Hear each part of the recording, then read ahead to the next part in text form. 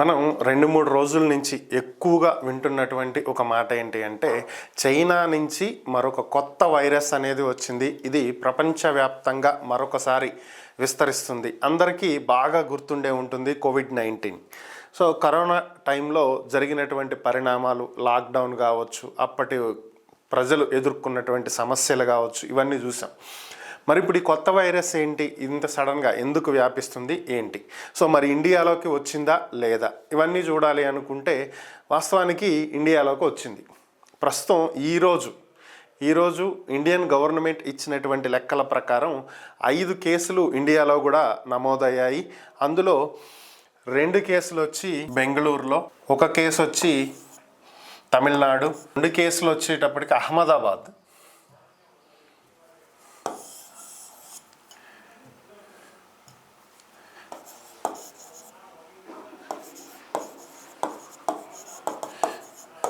రెండు కేసులు అహ్మదాబాద్లో, 1 కేసు తమిళనాడులో, 1 కేసు కోల్కతాలో, ఇంకొక కేసు బెంగళూరులో. సో మొత్తం 5 కేసులు నమోదైనట్లుగా ఇండియన్ గవర్నమెంట్ ప్రకటించడం జరిగింది. ఈ వైరస్ని హెచ్ఎంపివి అని చెప్పి చెప్పుకుంటున్నాం. హెచ్ఎంపివి అంటే human meta pneumo virus. So ఇది కోవిడ్-19 లాంటిదే, సేమ్ ఏదైతే కరోనా వైరస్ వచ్చిందో దాదాపు అలాంటిదే, అలాంటి లక్షణాలే ఉంటాయి. ఇదేమి కొత్త వైరస్ కాదు. కరోనా అంటే మనకి 2019 ఎండింగ్లో చైనాలో స్టార్ట్ అయ్యి 20లో ఇండియాలోకి ఎంటర్ అయ్యి 2021 బాగా విపరీతంగా జనాలను ఇబ్బంది పెట్టింది. కానీ ఈ హెచ్ఎంపివి అనేది ఇప్పుడేదో 2024లోనో 25లోనో కొత్తగా వచ్చినటువంటి వైరస్ కాదు. ఇది 2001లోనే వచ్చినటువంటి వైరస్. 2001లో నెదర్లాండ్స్లో మొట్టమొదటిసారిగా ఈ వైరస్ని కనుగొనటం జరిగింది. ఇది ఇప్పుడు వ్యాప్తి చెందుతూ ఉన్నటువంటి పరిస్థితి. దీనికి సంబంధించిన పూర్తి వివరాలు మనం ఒకసారి పరిశీలిస్తే ఎలాంటి లక్షణాలు ఉంటాయి, ఏంటి, మనం ఎలాంటి జాగ్రత్తలు తీసుకోవాలనేది ఒకసారి చూద్దాము. దీన్ని కనుక మనం ఒకసారి పరిశీలించినట్లయితే ఇక్కడ ఇది human meta pneumo virus HMPV. So ఇది ఎలా వస్తుంది, దీని చరిత్ర ఏంటి, దీని కథ ఏంటి అనేది చూద్దాం. ఇది వచ్చేటప్పటికి respiratory virus. HMPV is a respiratory virus, అంటే ఊపిరితిత్తులకు సంబంధించినటువంటి వైరస్, సేమ్ యాజ్ కరోనా. ఇది రెస్పిరేటరీ అంటే శ్వాస తీసుకునేటువంటి విధానంలో మార్పులను తీసుకొచ్చేటువంటి వైరస్. దీన్ని 2001లో నెదర్లాండ్స్లో మొట్టమొదటిసారిగా కనుగొనడం జరిగింది. It's belongs to pneumoviridae family. ఏదైతే ఈ రెస్పిరేటరీకి సంబంధించినటువంటి వైరస్లు కొన్ని ఉంటాయో వాటి ఫ్యామిలీకి చెందినటువంటి వైరస్సే ఇది. అంటే కరోనా వైరస్ కావచ్చు, రైనో వైరస్ కావచ్చు, లేదంటే ఇన్ఫ్లుయెంజా, ఇలాంటివి కొన్ని ఉన్నాయి కదా, వాటికి రిలేటెడ్ అనమాట. 2 genetic లైనేజెస్ A1, A2, B1 and B2. So ఈ ఫ్యామిలీలో ఇవి ఉన్నటువంటి ఈ వైరస్ రిలేటెడ్ అనమాట. It causes upper and lower respiratory diseases in people of all ages. వీళ్ళకి వచ్చిద్ది, వీళ్ళకి రాదు అనేటువంటి భేదం ఏమీ లేకుండా, తేడా ఏం లేకుండా, చిన్నపిల్లల దగ్గర నుంచి ముసలి వాళ్ళ వరకు అన్ని ఏజ్ గ్రూప్ వాళ్ళకి కూడా ఈ వైరస్ అనేది వచ్చే అవకాశం అనేది చాలా స్పష్టంగా ఉంది. అలానే higher risk to young children, older adults and people with week immunity. చిన్నపిల్లలకి, అలాగే 60 ఇయర్స్ అబోవ్ సీనియర్ సిటిజన్స్కి, అలానే ఇమ్యూనిటీ తక్కువగా ఉన్నటువంటి వాళ్ళకి ఇది చాలా రిస్క్ని కలగజేస్తుంది, చాలా ప్రమాదమైంది. సో మరి దీనికి ఉండేటువంటి సిమ్టమ్స్ ఏంటి, దీన్ని ఎలా గుర్తించాలి, మనం దీన్ని ఎలా గుర్తించాలి అంటే సేమ్ కరోనా వైరస్కి లాగానే దీనికి కూడా ఏంటంటే మనం ఈజీగా గుర్తించడానికి ఉండేటువంటి అవకాశాలు. దగ్గు వస్తుంది, మోస్ట్ కామన్ సిమ్టమ్స్, అందరిలో ఎక్కువగా కనిపించేవి. దగ్గు, జ్వరం, లైట్గా జ్వరం రావటం, నాజల్ కంజెన్షన్ అంటే ముక్కులో శ్వాస తీసుకోవడానికి ఇబ్బంది కలుగుతూ కంజెస్టెడ్గా ఏదో అడ్డుపడినట్టుగా ఒక ఫీలింగ్ అనమాట. అలాగే షార్ట్నెస్ ఆఫ్ బ్రెత్, ఊపిరి తీసుకోవటంలో ఇబ్బంది కలగటం. అలానే సివియర్గా ఉండే బ్రాంకైటిస్, మనకి ఈ గుండె ఊపిరితిత్తుల మధ్యలో మనం ఊపిరి తీసుకునేటప్పుడు ఒక రకమైన సౌండ్ వస్తుంది. దగ్గినప్పుడు మనకి కళ్ళి వస్తూ ఉంటుంది. సో అలాంటి బ్రాంకైటిస్, నిమోనియా, సో ఇలాంటివన్నీ జనరల్గా ఉండేటువంటి లక్షణాలు.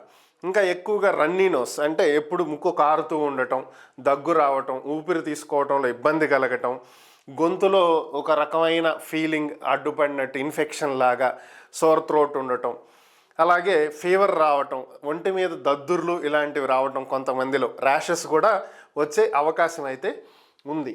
అలాగే ట్రాన్స్మిషన్, ఇది ఎలా వ్యాప్తి చెందుతుంది? ఇది ఎలా వ్యాప్తి చెందిద్ది అంటే సేమ్ యాజ్ కరోనా వైరస్, పెద్ద తేడా ఏమి ఉండదు. దగ్గినప్పుడు తుమ్మినప్పుడు వచ్చేటువంటి డ్రాప్లెట్స్ ఏవైతే మనం దగ్గినప్పుడు గొంతు నుంచి కొన్ని చుక్కలుగా ఏదైతే డ్రాప్లెట్స్ వస్తాయో అవి ఎవరి మీదైనా పడితే వాళ్ళకి ఈ వైరస్ వచ్చే అవకాశం ఉంది. అంటే మామూలు వ్యక్తి దగ్గితే వచ్చిద్దా అంటే కాదు. ఆల్రెడీ ఈ వైరస్తో బాధపడుతున్నటువంటి వ్యక్తి దగ్గినప్పుడు అతని దగ్గు ద్వారా గాలిలో కలిసి వ్యాప్తి చెందుద్ది. అలాగే తుమ్మినప్పుడు అతని తుంపర్లు, నీటి తుంపర్ల ద్వారా వ్యాప్తి చెందిద్ది. అలానే ఒకవేళ ఆ వ్యక్తి దగ్గినప్పుడు ఒక డోర్ హ్యాండిల్ మీద పడింది అనుకుందాం, మరొక వ్యక్తి ఆ డోర్ హ్యాండిల్ని తెలియక దాన్ని ఓపెన్ చేస్తే చేతికి అంటుద్ది. ఆ చేతితో కళ్ళు నలుపుకున్నా లేదంటే ముక్కు రుద్దుకున్నా, సో ఇలాంటి వాటి వెంటనే అతనిలోకి వెళ్ళిపోద్ది. సో అతనికి మళ్ళీ వైరస్ అనేది వస్తుంది. సో అలా డ్రాప్లెట్స్ ద్వారా closed persons contact such as touching or shake hands ఇచ్చుకోవటం ద్వారా, దాని ద్వారా కూడా వ్యాప్తి చెందుతుంది. Touching contaminated surfaces and then touching the mouth, nose and eyes. చెప్పాను కదా, ఆల్రెడీ ఎవరైనా ఆ వైరస్తో ఎఫెక్ట్ అయినటువంటి వ్యక్తులు దగ్గినా తుమ్మినా ఆ నీటి తుంపర్లు కానీ ఏవైనా సరే సర్ఫేస్ మీద ఎక్కడైనా పడితే, పెన్ మీదో, బైక్ హ్యాండిల్స్ మీదో, సీట్ మీదో, లేదంటే డోర్స్ మీదో, డోర్ హ్యాండిల్స్ మీదో, ఇలా వేటి మీద ఎనీ సర్ఫేస్, వాటిని ఆరోగ్యంగా ఉన్నటువంటి వ్యక్తి టచ్ చేసిన, ఆ టచ్ చేసిన చేతులతో అతని ఫేస్ మీద ఎక్కడ పెట్టుకున్న కళ్ళు, ముక్కు, నోరు ఇలా ఎక్కడైనా సరే టచ్ చేసుకున్నాడంటే పొరపాటున వస్తుంది. మరి దీనికి లక్షణాలు కనిపించడానికి ఎన్ని రోజులు పట్టిద్ది? ఆ వైరస్ అనేది వ్యక్తిలోకి ఎంటర్ అయిన తర్వాత దానికి ఇంక్యుబేషన్ పీరియడ్ అనేది ఉంటుంది. అంటే అది శరీరంలో వృద్ధి చెంది మిగిలినటువంటి అవయవాలకు వ్యాపించి ఆ లక్షణాలు బయటపడటానికి 3 నుంచి 6 రోజులు పట్టిద్ది. 3 to 6 days పీరియడ్. సీజనాలిటీ, ఇది అసలు ఎప్పుడు వచ్చిద్ది ఏంటి? దీంట్లో ఈ విషయానికి వెళ్ళినట్లయితే ఎక్కువగా వింటర్ సీజన్లో విపరీతంగా వ్యాప్తి చెందిద్ది. ఎందుకంటే హీట్ ఉండదు కదా, చల్లగా ఉండటం వల్ల దానికి వ్యాప్తి చెందటానికి చాలా అనుకూలమైనటువంటి సమయం ఇది. కర్మగాలి ఇప్పుడు వింటరే నడుస్తుంది మనకి. ఈ వింటర్ స్టార్టింగ్ నుంచి స్ప్రింగ్ సీజన్ వరకు, అంటే వింటర్ ఎండింగు సమ్మర్ స్టార్టింగ్ మధ్యలో పీరియడ్ ఉంటుంది కదా, అప్పటి వరకు ఇది విపరీతంగా వ్యాప్తి చెందేటువంటి అవకాశం ఉంటుంది. సో దీనికి సంబంధించే CDC surveillance data shows that HMPV is most active during last winter and spring.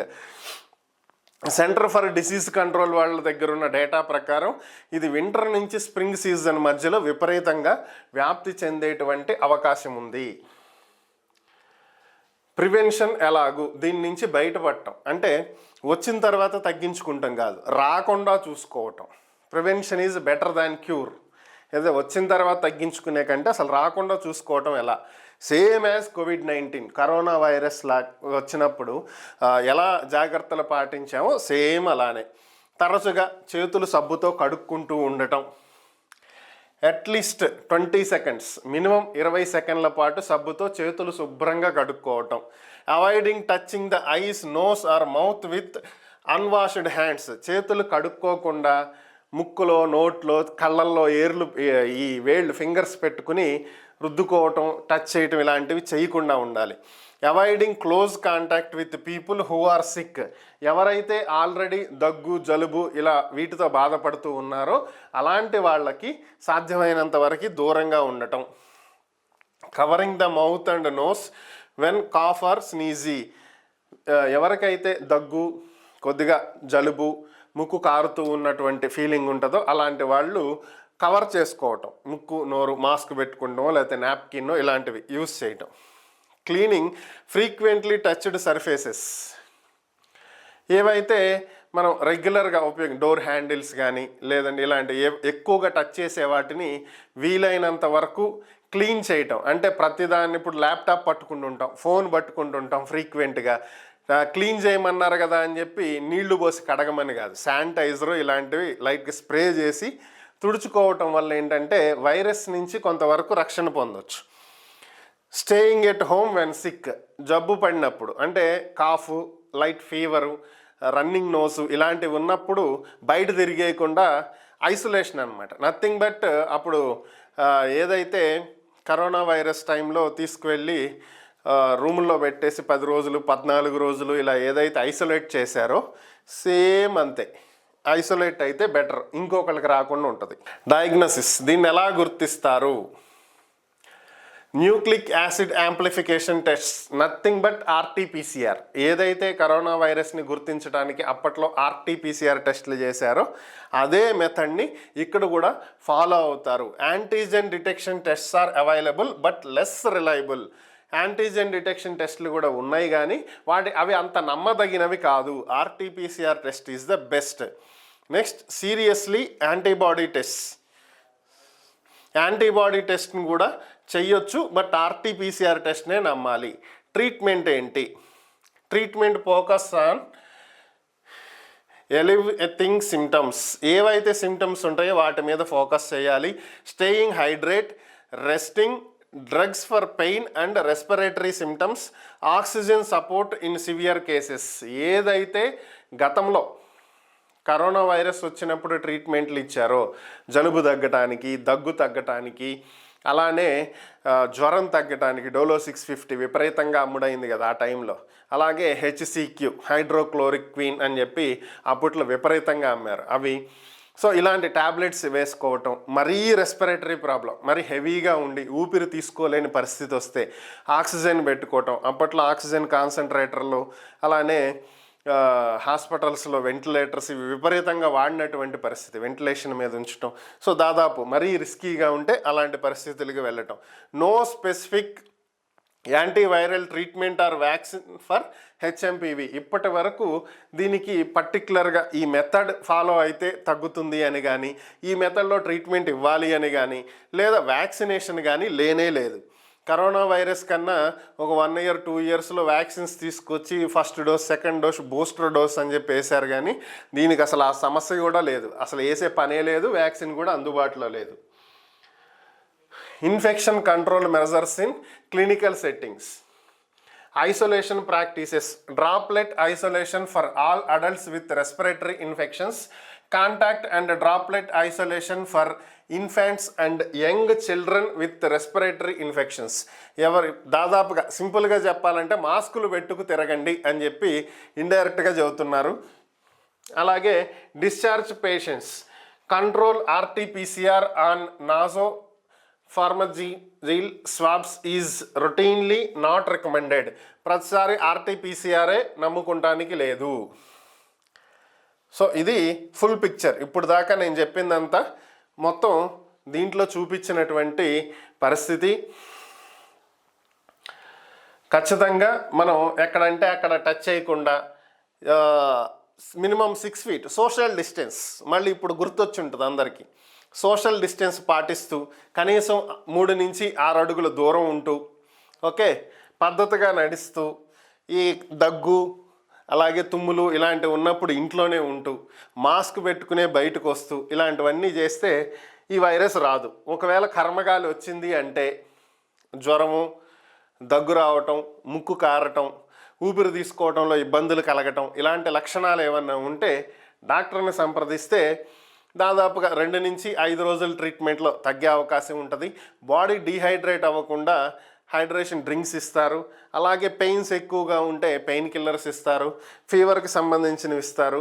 So అవి రాకుండా ఉండాలంటే మాస్క్ పెట్టుకుని ఎక్కడంటే అక్కడ టచ్ చేయకుండా పద్ధతిగా నడుచుకుంటే ఏ బాధ ఉండదు.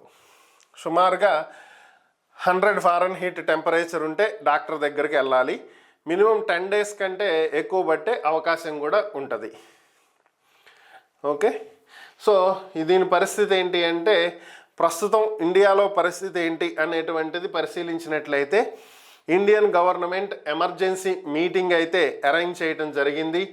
NCDC is planning VC tomorrow with all states to share updates and also review the gaps in ILI SARI surveillances. So Indian government NCDC, national controller of diseases centre. So national centre for disease control.